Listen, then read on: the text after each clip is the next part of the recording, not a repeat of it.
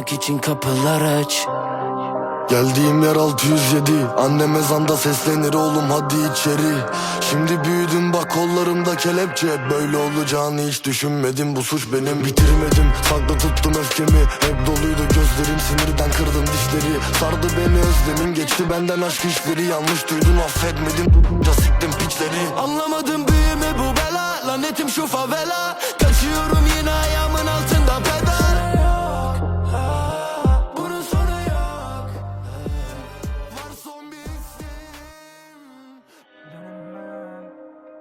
Kafamda biri var, onu öldürüyorum. Sigaramı geçmişimize söndürüyorum. Nasıl da yaktım bütün şehri göremiyorsun. Ben kaderimi tam tersine döndürüyorum. Sormadım sana, sen peşimde bir lanet. Sözlerini tut, duymak istemem bahane. Geçmişi unut, getirdin bizi ne hale. Ediyorum seni Allah'a havale. Sakla beni